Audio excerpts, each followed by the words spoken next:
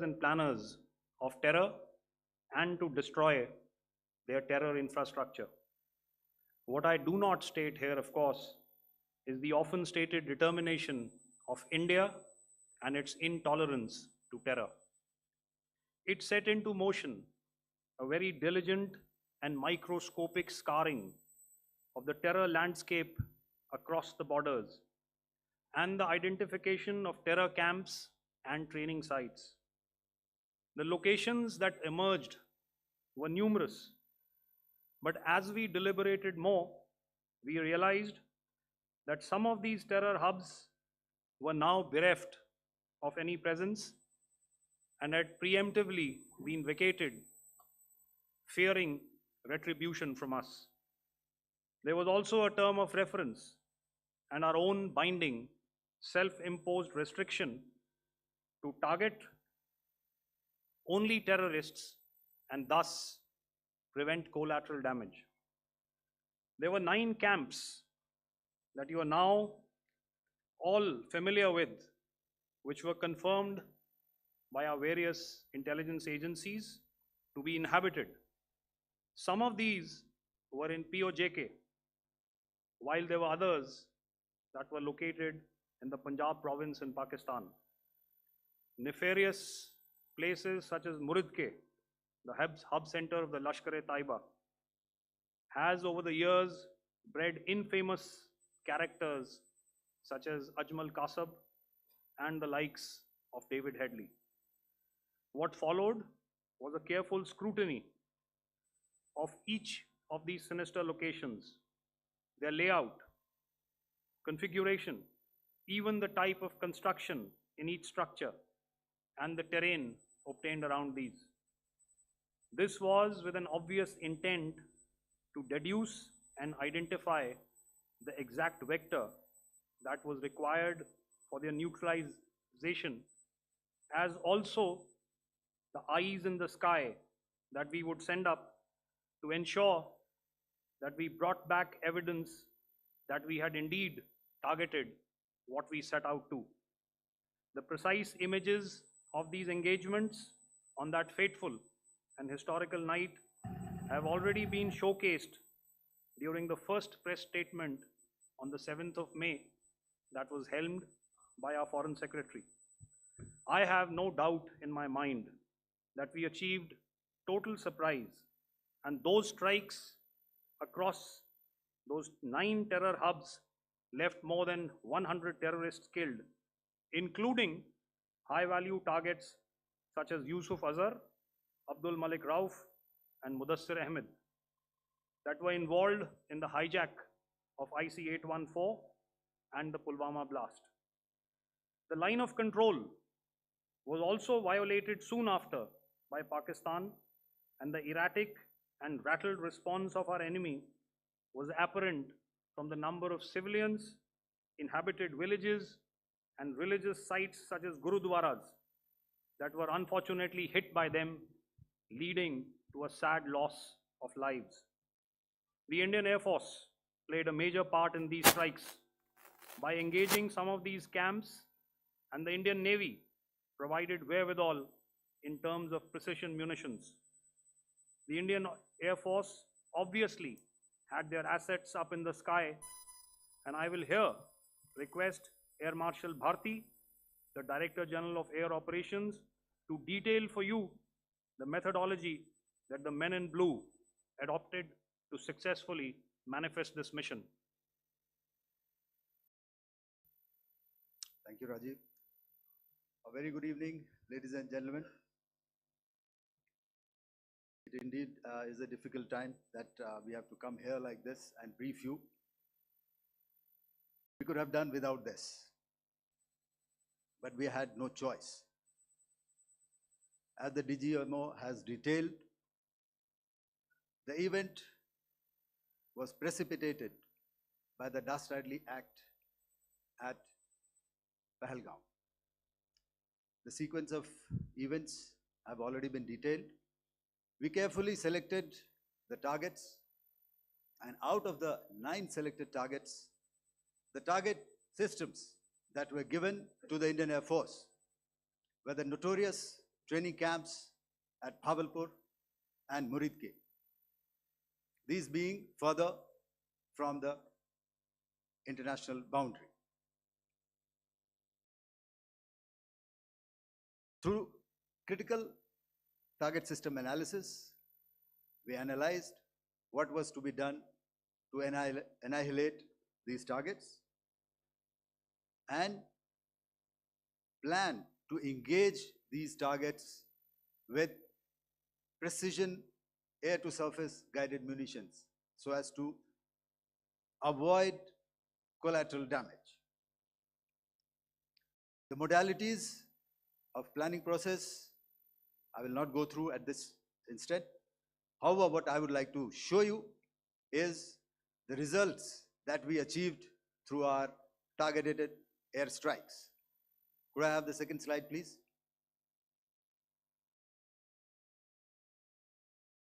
Yeah, change, please.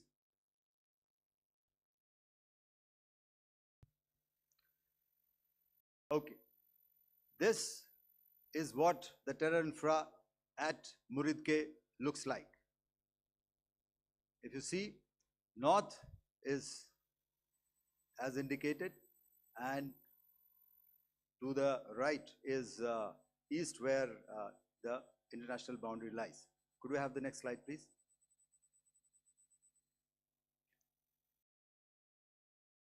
Orientating. Just go back one slide. Okay. Please have a look at this red building, the series of buildings out here, and this empty ground. Next. If you relate, the empty ground is here, and you see this is the first weapon that is impacting. This is the impact point number 1 on Muridke training camp with our precision guided weapon on early morning 7. Next, please. Keep your eyes glued for the second weapon coming in and the second impact on the selected target point. Next slide, please.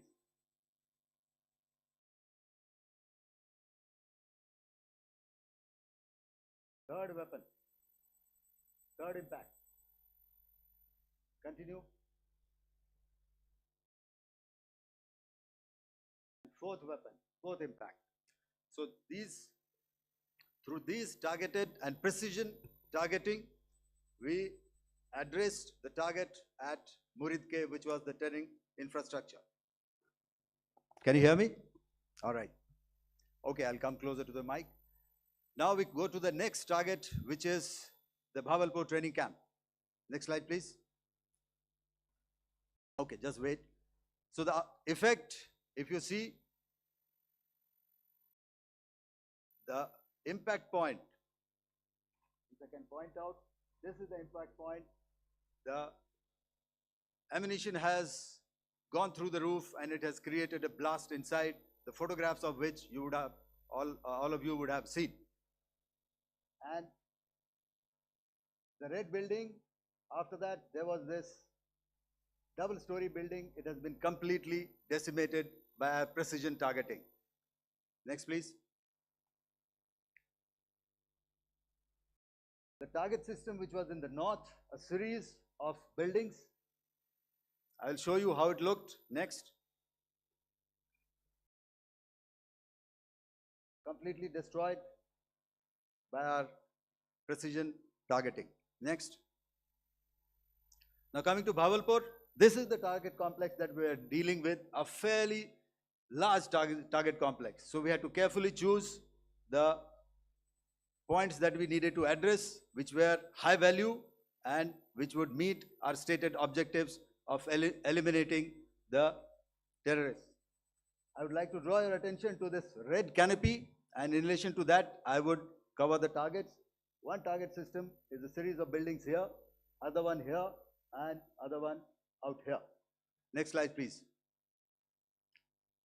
This is how it looked before, and this is how the building looked after the impact of the weapon and orientation in relation to this red canopy you can see here.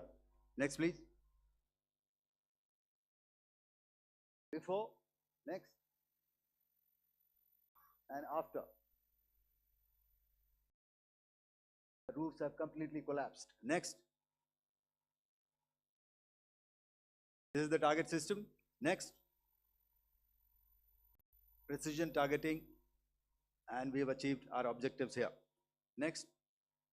All right, so that was what we did on the 7th. Our objective was to address these two terrorist camps, and that we did with precision. And thereafter, we maintained a robust air defense posture, because remember, our objective was to target the terrorist and terrorist infrastructure, not any other infrastructure, not the Pakistani military, not the Pakistani any other infrastructure. So that is what we have maintained on the 7th of May. However, what we saw in the evening of 7th of May, we were saturated with a raid of Pakistani unmanned aerial vehicles and small drones. And these came in waves in our civilian areas, over our military installations, and all of them were successfully intercepted. Few of them did manage to land. However, there was not much damage that they did. And we have our robust counter-US hard kill and soft kill systems which did the job. However, the difference here was that we had targeted the terrorists. The adversary now has targeted our civilians and the military infrastructure. So it had to be responded to. So in a quick and calibrated response, that very night, we struck their radar installations at Lahore and close to Gujranwala, the LYT installation, to indicate to him that we are ready, yet we do not want to escalate. Our fight was with the terrorists and not with the Pakistani military establishment. Thank you.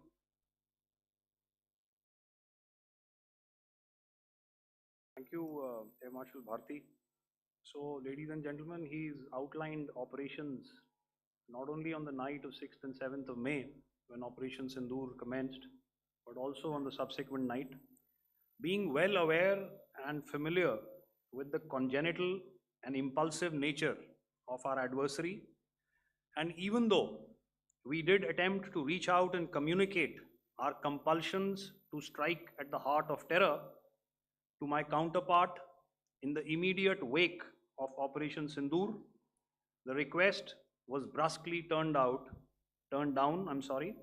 with an intimation that a severe response was inevitable and in the offing. We were, of course, prepared. Operations on the 7th and the 8th, Air Marshal Bharti spoken about. On the night of 8th and 9th of May, they flew drones and aircrafts into our airspace all across the borders and made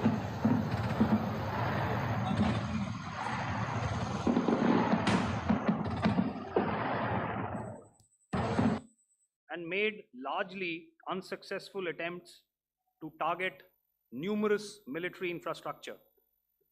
Violations on the line of control by Pakistan also commenced yet again and precipitated into fierce arty engagements. The air operations on the night of 8th and 9th of May, I'll yet again request the DG Air Operations to cover.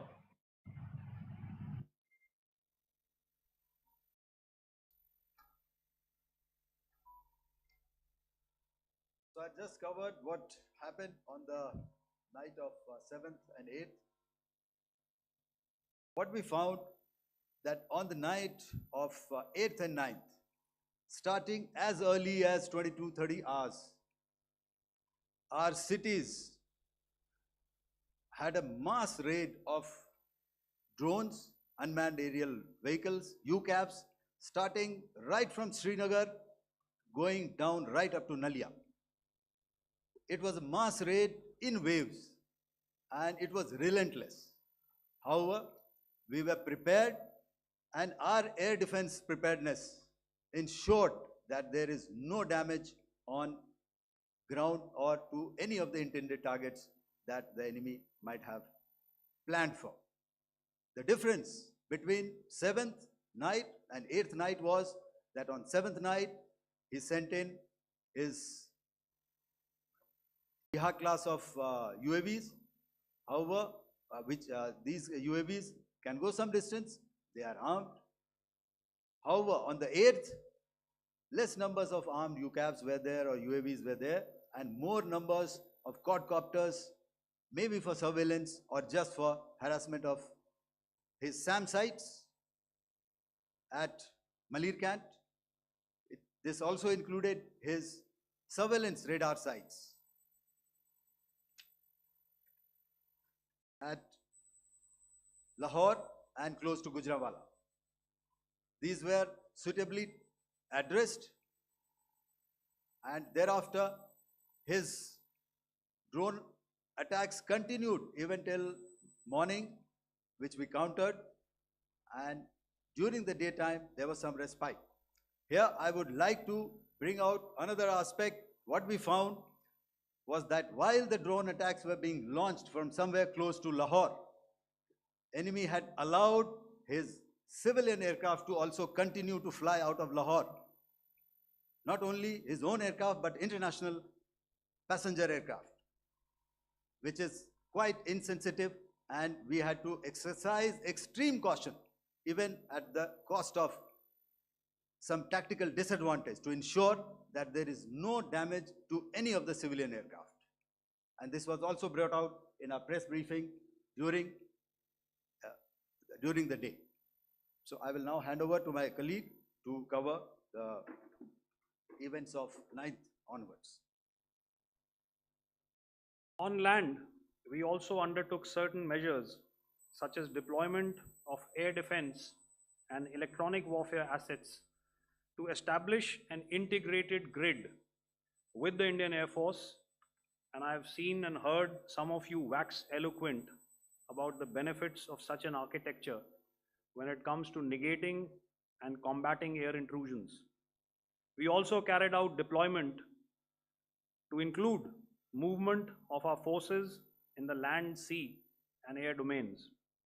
The night of the 9th and the 10th of May saw similar intrusions by drones and aircrafts, and this time there was a concerted effort to target airfields and some very, very important logistic installations, albeit yet again unsuccessful and denied gallantly and efficiently, I must say, by the integrated Indian Air Force and Indian Army Air Defense. We further strengthened our deployment and also initiated some pressure points to send a very clear and unambiguous message to the other side to desist from any misadventures on land. Some of the airfields and dumps saw repeated attacks in waves from the air. All were thwarted. The Pakistan Army has reported to have lost approximately 35 to 40 personnel in artillery and small arms firing on the line of control between the 7th and the 10th of May. What the other side had probably also not reckoned with was the speedy and precise turnaround and hit back by the Indian Air Force. And I will yet again ask Air Marshal Bharti to speak about these significant and game-changing strikes. I will thereafter request Vice Admiral Pramod, my colleague and Director General of Naval Operations, to tell us about some very telling naval maneuvers in the Arabian Sea that exerted pressure on the night of 9th and 10th of May. Over to you, sir. Commencing about 2000 hours, that is 8 p.m. local time, on 8th of May, several Pakistani unmanned aerial systems, drones, combat vehicles attacked multiple IF bases. These included Jammu, Udhampur, Pathankot, Amritsar, Bhatinda, Nal, Dalhousie, Thois, Jaisalmer, Uttarlai, Falodi, Nalia. These were almost simultaneous and they came in waves. All our AD guns and other systems were waiting for them. All these waves were neutralized by our trained crew using the air defense systems that they have. And also, some of them were utilized using our legacy systems like Pechoras and IF Summer, which we have recently acquired. And some were neutralized by the Garud snipers.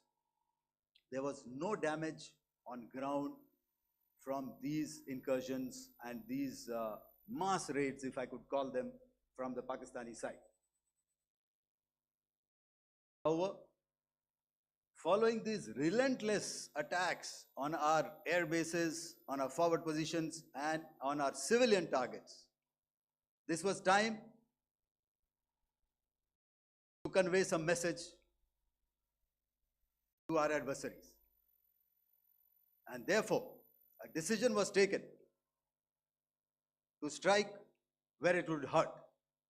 And towards that, in a swift, coordinated, calibrated attack, we struck his air bases, command centers, military infrastructure, air defense systems across the entire Western Front. The bases we struck include Chaklala, Rafiki, and mind you, Chaklala is Islamabad. Rahim Yar Khan, Sakar, sending a clear message that aggression will not be tolerated. This was followed by strikes at Sargoda, Bholari, Jacobabad. We also struck the C2 centers at Murid, the UAE complex at Murid, Rafiki, radar at Chunia, which I will show you, Rahim Yar Khan airfield, and the unmanned combat aerial vehicle hangar at Sakar. I would like to reiterate here that we have the capability to target every system at these bases and more. However, it was only a measured response to instill good wisdom to our adversary to refrain from further escalation. IF response was directed only at military installations, avoiding civilian and collateral damage. I would now like to show you some of the effects that have been achieved as a result of our air operation.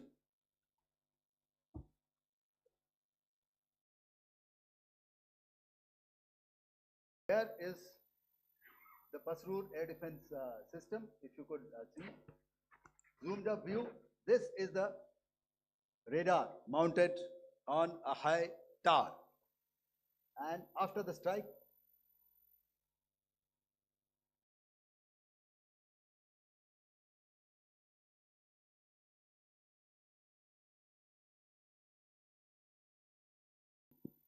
thank you. Can you hear me? Yeah, thank you. And after the strike, this is what has happened. This radar has been taken out, completely burnt. Next slide, please. The Chunia air defense radar, which was taken out on 7th and 8th. This is the radar site. A blown up photograph, once again, on a tower. Not very clear, but what you see very clearly is the after effect after we have stuck. The radar head has been completely decapitated. Next slide, please. Arifwala air defense radar. In this complex, you see how it looked before, blown up image, and after really blown up. Next. Now coming to Sargoda airfield. Remember, this is one of their important airfields wherein they have a lot of assets, F-16s, other assets which they keep getting. Training institutes. And we have stuck this airfield. It is not, if you zoom in here, then one impact point here on the runway and second impact point of our weapon, precision weapon on the runway. And if you see this blown up, repairing going on. Same here. Next. Rahim Yar Khan. This is the area we have struck. A deep strike out here and one complex here. So this is how it looked before, and same, you see a big crater, another crater here, and this complex, after strike, neutralized. Next. Chaklala Airfield, Noor Khan, once again a major air base, a lot of their logistic assets out here. This was the chosen complex that we intended to strike and convey a message. Next slide, please. This is how it looked before, and this is how it looked after our strike. Next. Sakar. We chose the radar site at Sakar. This is the radar site, and after it was struck, this is the aftermath, completely burnt out. Next, please. Aircraft shelter. This is how it looked before the strike, and this is how it looked after the strike. The roof of the buildings completely caved in and burnt. Next. Bolari Airfield, aircraft hangar. This is how it looked before, and this is how it looked after the precision strike. Next. Jacobabad, aircraft hangar, and this is how it looked after. Next. So what I'm trying to convey here, ladies and gentlemen, is to start with, our fight was neither with the Pakistani military nor with anybody else who's there on the other side. Our fight was with the terrorists. We neutralized the terrorists that we selected to be neutralized, and thereafter, we only maintained the air defense posture. However, we were relentlessly pounded by waves after waves, night after night, by his UCAVs, by his drones, and by his other unmanned aerial systems. And that left us with no choice but to retaliate, and yet our retaliation was calibrated, it was graduated, and it was proportionate. Thank you.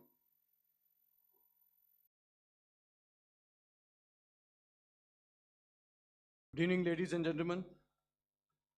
In the aftermath of the cowardly attacks on innocent tourists at Pahalgam in Jammu and Kashmir by Pakistani-sponsored terrorists on 22nd April, the Indian Navy's Carrier Battle Group, surface forces, submarines, and aviation assets were immediately deployed at sea with full combat readiness in concert with the Joint Operation Plan of the Indian Defence Forces. You may be aware that we tested and refined tactics and procedures at sea during multiple weapon firings in the Arabian Sea within 96 hours of the terrorist attack. The aim was to revalidate our crew, armament, equipment, and platform readiness to deliver various ordnance on selected targets precisely. Thereafter, our forces remained forward deployed in the Northern Arabian Sea in a dissuasive and deterrent posture with full readiness and capacity to strike select targets at sea and on land, including Karachi at time of our choosing.